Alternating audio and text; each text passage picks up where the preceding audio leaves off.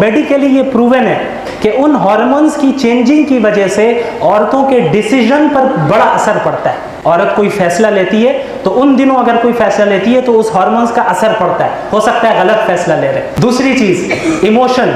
हर इंसान के अंदर दो हालत होती है, एक हालत अक्ल की होती है, दूसरी हालत जज्बात की होती है। तो कभी इंसान के ऊपर चाहे मर्द हो या औरत अक्ल की हालत गालिब आती है कि जज्बात इमोशंस कुछ और कह रहे हैं लेकिन अक्ल से फैसला लेना होगा कि जज्बात को दबाना है। कभी ऐसा होता है चाहे मर्द हो या औरत हो कि जज्बात वाली जो हालत है वो अक्ल पर गालिब आ जाती है। अक्ल बता रही है गलत है लेकिन इतने ज़्यादा इमोशनल हो गए कि अब इस इमोशन के तहत फैसला लिया। ये मर्दों के साथ भी होता है, औरतों के साथ भी होता है।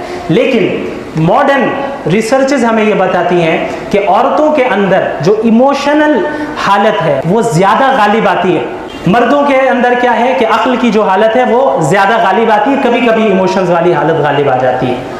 औरतों का इमोशन वाली हालत का गालिब आना ये ऐब नहीं है, ये उसकी खूबी है। अब आप देखें मर्द अपने बच्चों से वो भी मोहब्बत करता है लेकिन जो माँ की मोहब्बत होती है वो अलग होती है। माँ जिस तरह मोहब्बत का इजहार करती है वो अलग। अब इसमें ये एतराज़ भी ख़त्म, कौन सा कि क्या औरत नाक़िसुल अक्ल होती है, ये एतराज़ किया जाता है एक हदीस को औरत नाक़िसुल अक्ल होती है।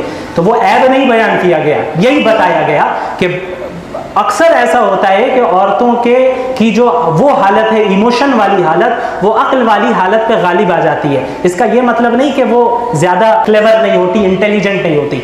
मॉडर्न रिसर्चेस से हमें मालूम है कि तकरीबन मर्द और औरत दोनों बराबर हैं इंटेलिजेंट। हदीस में जो नाक़िसातुल अक्ल कहा गया है तो वहाँ पे इंटेलिजेंस की कमी नहीं बताई गई है, बल्कि ये बताया गया कि अक्ल वाली हालत अक्सर मगलूब हो जाती है और इमोशन वाली हालत गालिब आ जाती है। अक्सर इमोशन के ज़रिए वो फैसला करती है।